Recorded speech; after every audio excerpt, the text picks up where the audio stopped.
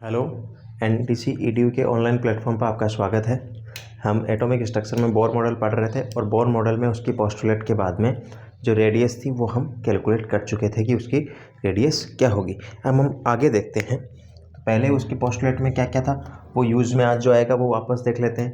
कि एक तो ये था कि इलेक्ट्रॉन केवल उन्हीं क्लासेज में मूव करेगा जिनके एंगुलर मोमेंटम की वैल्यू h/2 का कम इंटीग्रल मल्टीपल हो। यानी एंगुलर मोमेंटम क्या होना चाहिए, h/2 NH/2 और n की वैल्यू क्या होगी, इंटीग्रल मल्टीपल 1 2 3 4 इस तरीके से होगी। एक सेकंड क्या था इसमें जो इलेक्ट्रोस्टैटिक्स फोर्स लग रहा था K Q1 Q2 upon R square, जो अट्रैक्शन फोर्स था प्रोटॉन और इलेक्ट्रॉन के बीच में, वो किससे बैलेंस हो रहा था, किसके इक्वल था, वो सेंट्रीफ्यूगल फोर्स के इक्वल था। ये दोनों हमने कल यूज़ में ली थी और आज भी यूज़ में आएगी।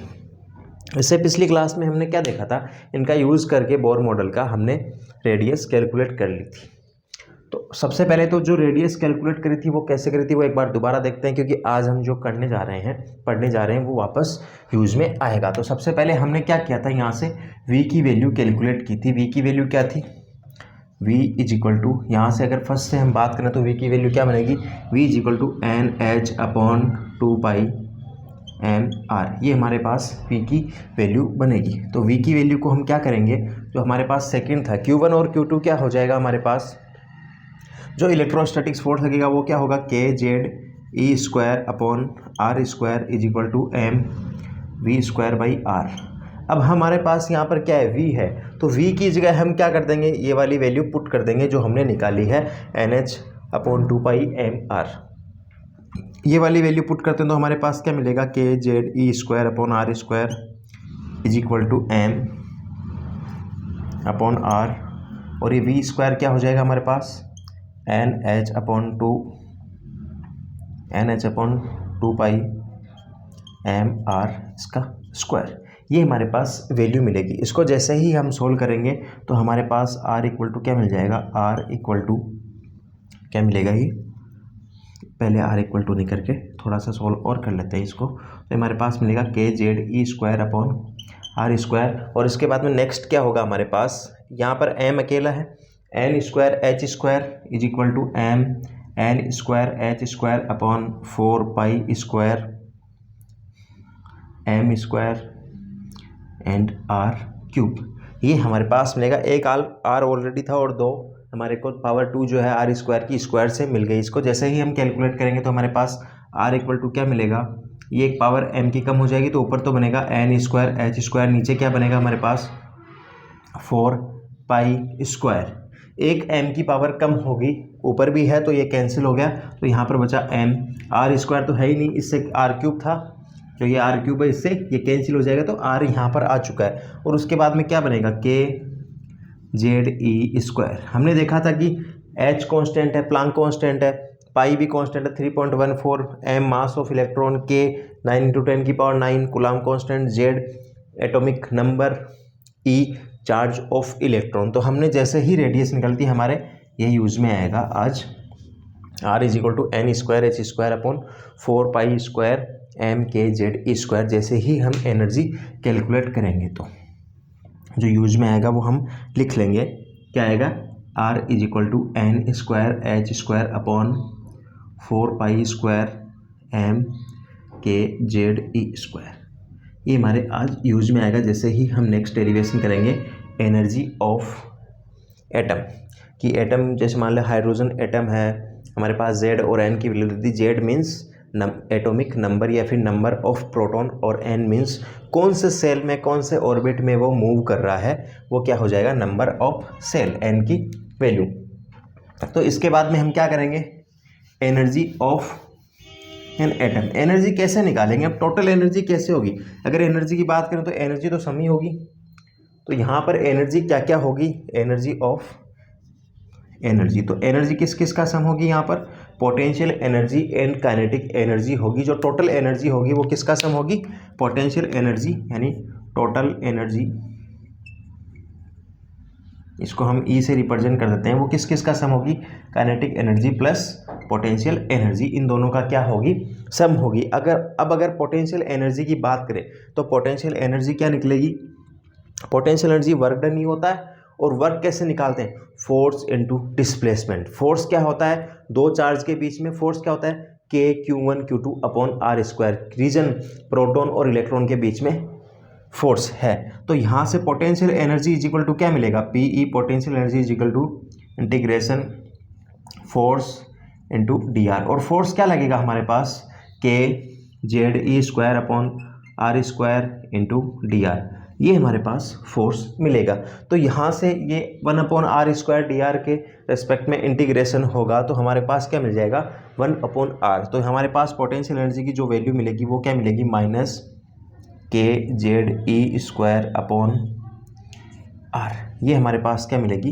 पोटेंशियल एनर्जी की वैल्यू मिलेगी। और हम ये भी जानते हैं कि काइनेटिक एनर्जी क्या होगी। काइनेटिक एनर्जी क्या होती है? 1 अपॉन 2mv स्क्वायर। पढ़ा होगा कि हमारे पास कोई ऑब्जेक्ट है जिसका मास m है और v उसकी वेलोसिटी है, तो हमारे पास काइनेटिक एनर्जी क्या हो जाएगी? हाफ mv स्क्वायर ये हो जाएगी। अब टोटल एनर्जी क्या होगी? अब हम काइनेटिक एनर्जी को कैसे कैलकुलेट? क्या हमारे पास v की वैल्यू है? हाँ, हम v की वैल्यू निकाल सकते हैं। कहाँ से? हमारे पास ये जो पोस्टुलेट है यहाँ से v की वैल्यू क्या निकाल सकते हैं? v is equal to NH upon 2 pi mr। इस तरीके से हम ये वैल्यू कैलकुलेट कर सकते हैं। तो हमारे पास ये क्या मिलेगा? टोटल एनर्जी क्या मिलेगी? के Z E square upon 2r। हमारे पास ये क्या मिलेगी? काइनेटिक एनर्जी मिलेगी। और पोटेंशियल एनर्जी हमारे पास क्या है? Minus K Z E square upon R. ये हमारे पास क्या मिलेगी? टोटल एनर्जी मिलेगी। इट मीन्स टोटल एनर्जी किस किस का सम होती है? Kinetic energy and potential energy का सम होती है। तो हमारे पास टोटल एनर्जी मिल जाएगी। इसको सॉल्व करेंगे तो ये क्या मिलेगा? टोटल एनर्जी, या फिर ई से रिप्रेजेंट कर रहे हैं इसको हम, E is equal to minus K Z E square upon 2r। ये मिला हमारे पास। अब हमारे पास क्या है? के कांस्टेंट है, ई भी कांस्टेंट है, बट आर रेडियस है। तो आर की वैल्यू क्या निकाली थी हम, वो देखते हैं। आर की वैल्यू क्या है हमारे पास? N square H square upon 4 pi square M K Z E square, जो हम यहाँ पर पुट कर देते हैं तो हमारे को क्या मिलेगा? E is equal to minus K Z E square upon 2। अब वैल्यू पुट करेंगे तो ये न्यूमरेटर होगा, ये डिनोमिनेटर होगा। ये डिवाइड ही तो हो रहा है तो न्यूमरेटर तो किस में आएगा? डिनोमिनेटर में आएगा। तो ये क्या बन जाएगा? 2n square H square into ऊपर क्या है? ये 4 pi square M K Z E square. ये मिला हमारे को। तो हमारे को जो एनर्जी है वो किस फॉर्म में मिल जाएगी? Minus K E square into 4 pi square M, और ये के स्क्वायर हो जाएगा, 2 के है तो, और लास्ट में क्या है हमारे पास? E square. हमने ये ई स्क्वायर वापस है और यहाँ लिख दिया जेड स्क्वायर। जेड स्क्वायर और एन स्क्वायर को हम अलग अलग फॉर्म में लिख लेते हैं। तो यहाँ पर क्या बना? 2h square. ये बना जेड स्क्वायर और एन स्क्वायर को, क्योंकि ये जो है वो एटम पर ही डिपेंड करेंगे कि किसका एटम है, हाइड्रोजन का है या हीलियम का है। और एन की वैल्यू नंबर ऑफ सेल की, कौन से सेल में इलेक्ट्रॉन जो है वो मूव कर रहा है, तो वो पता चलेगा। अब एनर्जी इज इक्वल टू क्या होगा हमारे पास? अगर हम इन सारे के सारे कांस्टेंट की वैल्यू पुट करें, कल भी हमने देखा था कि के की वैल्यू क्या होती है? 9 × 10⁻⁹। ई की वैल्यू, ई तो इलेक्ट्रॉन ऑफ चार्ज होता है, 1.6 × 10⁻⁻19 कूलम। 4 फिर पाई क्या होता है? 3.1। तो इसका स्क्वायर हो जाएगा m, mass of an electron जो क्या होगा? 9.1 × 10⁻31 किलोग्राम। ई वापस चार्ज है जो 1.6 × 10⁻19 कूलम होगा। और जेड क्या है? एटॉमिक नंबर या नंबर ऑफ प्रोटॉन। फिर यहाँ पर एच है, एच यानी प्लांक कांस्टेंट, जो उसकी वैल्यू क्या आती है? 6.626 × 10⁻34 जूल इंटू सेकेंड। फिर ये एन स्क्वायर है, नंबर ऑफ सेल।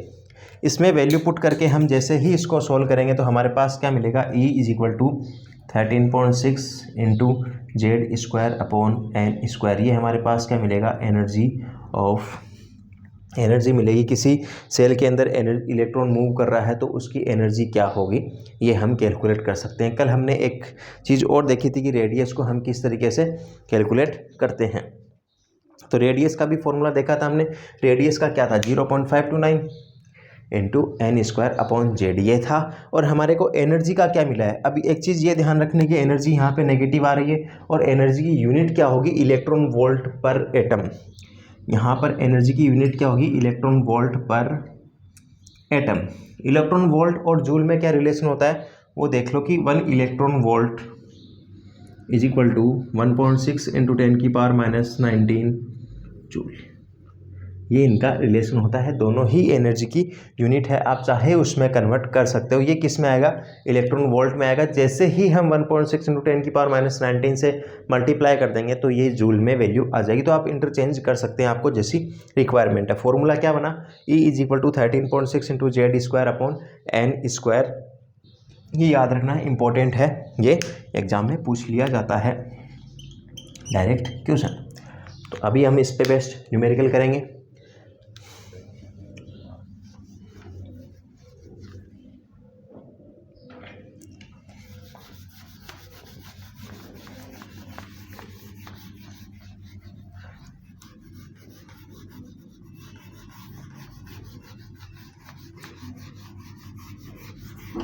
हमारे पास एनर्जी क्या बनी E is equal to -13.6 into Z square upon N square electron volt per atom, या हम इलेक्ट्रॉन वोल्ट ही यूज में ले सकते हैं डायरेक्ट कि एनर्जी जो आएगी उसकी यूनिट क्या लिखनी है इलेक्ट्रो वोल्ट।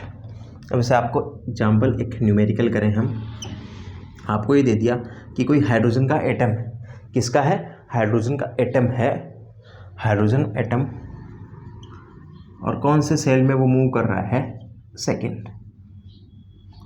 सेकंड सेल में मूव कर रहा है। इट मीन्स इसकी एनर्जी फाइंड करो, या फिर सेकंड की जगह हम फर्स्ट सेल की बात करें, सेकंड की जगह फर्स्ट सेल की बात करें, फर्स्ट सेल इसमें मूव कर रहा है तो वो किस तरीके से मूव करेगा उसकी एनर्जी कैलकुलेट करो, एनर्जी कैलकुलेट करो। एनर्जी के साथ साथ हम रेडियस भी कैलकुलेट कर सकते हैं। तो सबसे पहले तो रेडियस ही देख लेते हैं। चलो हमारे पास यहाँ से हाइड्रोजन एटम दिया हुआ है, तो सबसे पहले तो ये पता चले कि जेड और एन क्या होगा। अगर वो पता चल जाएगा तो सॉल्व ही हो जाएगा। जेड इज इक्वल टू क्या होगा 1, reason number of proton in hydrogen atom is 1, atomic number भी 1 होता है और नंबर ऑफ प्रोटॉन भी 1 होता है क्योंकि दोनों इक्वल होते हैं। और एन इज इक्वल टू भी क्या होगा 1 होगा क्योंकि फर्स्ट सेल में ही मूव कर रहा है, फर्स्ट ऑर्बिट में ही है। तो रेडियस क्या निकलेगी R is equal to 0.529 into N square upon Z, और ये किस में निकलेगी एंगस्ट्रॉन में निकलेगी। तो रेडियस क्या निकलेगी R is equal to 0.529 angstrom, ये होगी हमारे पास, ये होगी रेडियस।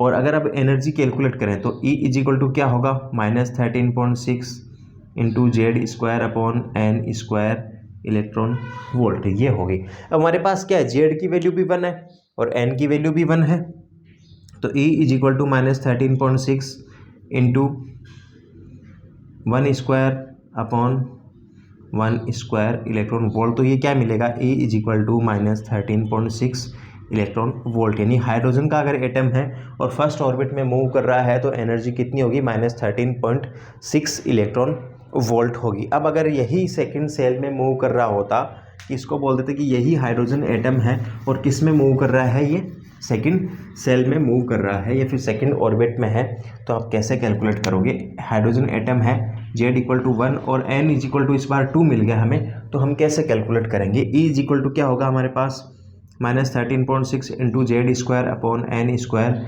Electron volt. हमारे पास क्या बना -13.6, जेड की वैल्यू तो क्या है इस बार भी हाइड्रोजन एटम है तो 1 ही बनेगी, बट एन की वैल्यू क्या हो जाएगी चेंज हो जाएगी और ये क्या बनेगा 2 स्क्वायर और ये आ जाएगा इलेक्ट्रॉन वोल्ट। कैसे कैलकुलेट करेंगे -13.6 इंटू 1/4, 4 से डिवाइड करेंगे तो हमारे पास क्या बनेगा -3.4 इलेक्ट्रॉन वोल्ट, ये बनेगी एनर्जी। तो सबसे ज़्यादा अगर एनर्जी की बात करें तो किस में होगी, फर्स्ट सेल में हाइड्रोजन एटम के लिए होगी और वो कितनी होगी 13.6 इलेक्ट्रॉन वोल्ट। अब अगर बात करें हीलियम वगैरह के लिए, हाइड्रोजन के एटम के लिए तो ये होगी, हीलियम वगैरह के लिए बात करें तो एच जेड की वैल्यू कितनी हो जाएगी 2 हो जाएगी, लिथियम आएगा वैसे 2 हो जाएगी। यहाँ पे नंबर ऑफ प्रोटॉन देख लेंगे हम, एटॉमिक नंबर से कैलकुलेट कर लेंगे। अब हमारे पास एक डेरिवेशन और बचा है एनर्जी के अलावा कि वेलोसिटी को हम कैसे फाइंड करें, वेलोसिटी को हम कैसे फाइंड करें। तो हमारे पास तो पोस्टुलेट दी हुई है, कौन कौन सी दी हुई है, M V R is equal to N H upon 2 pi, या फिर K Z E square upon R square is equal to M V square by R. यहाँ से अगर वेलोसिटी की बात करें तो ये डायरेक्ट भी तो कैलकुलेट हो सकती है। आप अगर फर्स्ट इक्वेशन को देखें तो हमारे पास क्या है, M V R is equal to N H upon 2 pi, जहाँ पे क्या है अगर रेडियस की वैल्यू हम पुट कर दें एम वी आर के अंदर तो वेलोसिटी तो है ही हमारे पास फर्स्ट से ही क्या निकल जाएगी, वेलोसिटी की वैल्यू निकल जाएगी। कंडीशन है हमारे पास यहाँ पर, तो हम इससे देख सकते हैं v इज इक्वल टू क्या मिलेगा हमारे पास, M V R is equal to N H upon 2 pi. तो यहाँ से v इज इक्वल टू क्या मिल जाएगा, N H upon 2 pi M R, ये मिल गया। तो यहाँ से हमारे पास रेडियस की वैल्यू क्या मिली थी हमारे पास अभी, N square H square upon 4 pi square M K Z E square, ये वैल्यू मिली थी हमारे पास रेडियस की।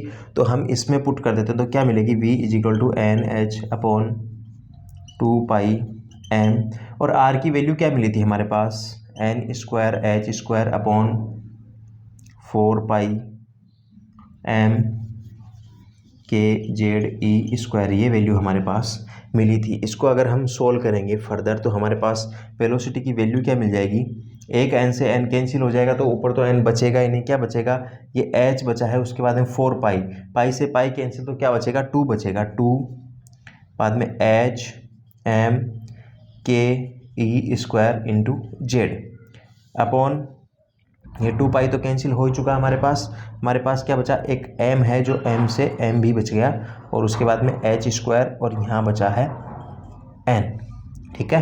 तो इसको और कैलकुलेट करें तो वेलोसिटी की वैल्यू क्या आ जाएगी हमारे पास,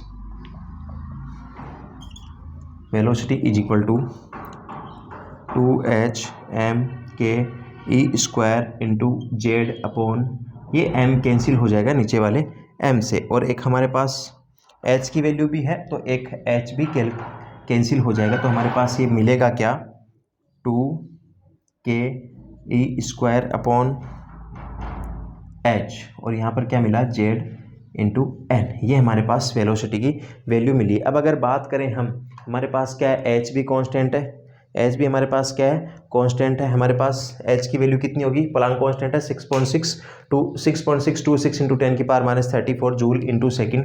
के की वैल्यू हमारे पास क्या मिलेगी, 9 इंटू 10 की पावर 9। ए की वैल्यू चार्ज ऑफ इलेक्ट्रॉन जो कितना होगा हमारे पास 1.6 इंटू 10 की पावर -19 गुलाम होगा, और जेड क्या है, एटॉमिक नंबर है या फिर नंबर ऑफ प्रोटॉन है, जो एटम दिया होगा उससे पता चल जाएगा। हाइड्रोजन एटम के लिए 1 होगा, हीलियम एटम के लिए 2 होगा। फिर एन की वैल्यू क्या है, नंबर ऑफ सेल कि कौन से सेल में वो मूव कर रहा है।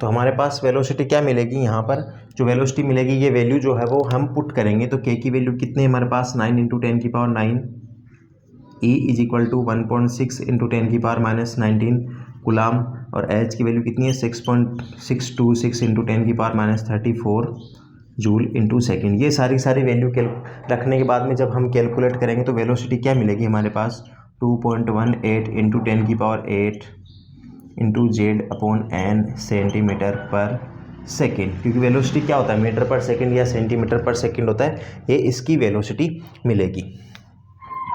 हमारे पास 3 इंपॉर्टेंट फॉर्मूले आ चुके हैं, कौन कौन से आ चुके हैं, radius, energy and velocity. Radius हमारे पास क्या था, अगर हम इसको मूव करते हैं तो हमारे पास रेडियस क्या थी 0.529, radius is equal to 0.529 into N square upon Z angstrom. हमारे पास ये क्या थी, रेडियस थी। उसके बाद में हमारे पास एनर्जी बनी जो -13.6 into Z square upon N square electron volt, ये यूनिट थी। उसके बाद में हमारे पास क्या मिला है, वेलोसिटी जो कितनी मिली है 2.18 into 10⁸ Z/N centimetre per second, ये हमारे पास वैल्यू मिली है जो याद रखना है। नेक्स्ट क्लास में हम इन पर बेस्ड न्यूमेरिकल करेंगे और आगे की क्लास को कंटिन्यू करेंगे। नील्स बोर के आगे जो हाइजेनबर्ग का मॉडल था या फिर जो प्रिंसिपल क्वांटम नंबर्स है उनके बारे में डिस्कस करेंगे। उसके पहले हम जो है इन तीनों पर बेस्ड न्यूमेरिकल करेंगे। Thank you.